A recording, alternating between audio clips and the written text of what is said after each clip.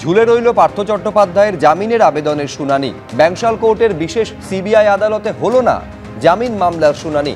প্রাথমিকে নিয়োগ দুর্নীতি সংক্রান্ত সমস্ত মামলার শুনানি বিশেষ আদালতে হোক, এমনটা চাইছে এনফোর্সমেন্ট ডিরেক্টরেট। এক বিচারকের এজলাসে শুনানি চায় ইডি। প্রাথমিকে নিয়োগ দুর্নীতির মামলার শুনানি কোন আদালতে হবে সিদ্ধান্ত হবে 22শে নভেম্বর। তারপর হবে পার্থ চট্টোপাধ্যায়ের জামিনের আবেদনের শুনানি।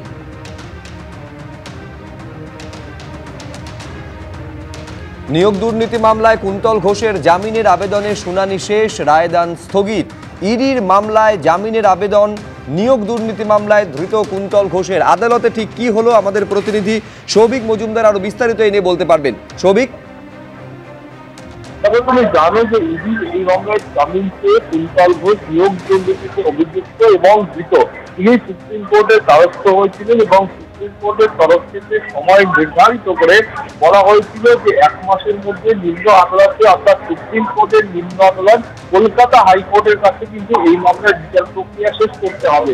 অর্থাৎ সেই কারণেই কলকাতা হাইকোর্টে কুন্তল ঘোষ মামলায় যে জামিনের আবেদন করেছিলেন তার বিচার প্রক্রিয়া হচ্ছে। এখন এই মামলার শুনানি আজকে শেষ হয়েছে, রায়দান স্থগিত করা হয়েছে। মূলত যেটা মনে করা হচ্ছে মাননীয় বিচারপতি সুব্রা ঘোষ এই মামলার ক্ষেত্রে সমস্ত পক্ষের আইনজীবীদের যে বাদানুবাদ ছিল বা যে বক্তব্য ছিল সেই বক্তব্য খতিয়ে দেখার পরে তিনি সিদ্ধান্তে উপনীত হবে। এখন আজকে কুন্তল ঘোষের আইনজীবীদের বক্তব্য হলো যে কুন্তল ঘোষ তিনি কিন্তু এই মামলায় অর্থাৎ নিয়োগ দুর্নীতি মামলায় একা অভিযুক্ত নন, আরো অভিযুক্তরা আছেন এবং তাদের মধ্যে বেশ কয়েকজন মূল অভিযুক্ত এর মধ্যে দেওয়া হাইকোর্ট থেকে জামিন থেকে ফলত তাকেও একইভাবে জামিন দেওয়া হোক এই আবেদন দিয়েই তিনি কলকাতা হাইকোর্টে এসেছেন। ধন্যবাদ সৌভিক।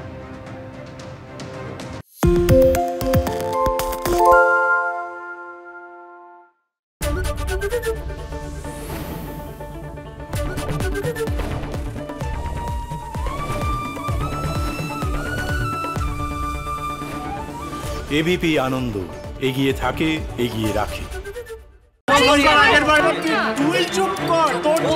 বাংলা ঝামেলা চায় না, বাংলা খবর চায়। বাংলা খবর, বাংলার খবর। সত্য অন্তহীন, সত্যের খোঁজও তাই, সত্য সন্ধানে তাই আমরা অক্লান্ত, অকুতভয়। এবিপি আনন্দ নতুন ভাবনার প্রতীক, যা মনে মুক্ত, তথ্যে যুক্ত এবং যাবতীয় সীমানার বাঁধন থেকে মুক্ত।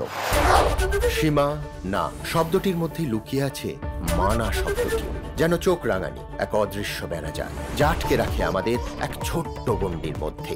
একমাত্র সঠিক খবরই গড়ে তুলবে এক মুক্ত সমাজ। সেই জগৎ গড়ার লক্ষ্যে কোনো সীমানার ঠুকুটি আমরা মানব না। এবিপি আনন্দ, এগিয়ে থাকে, এগিয়ে রাখে।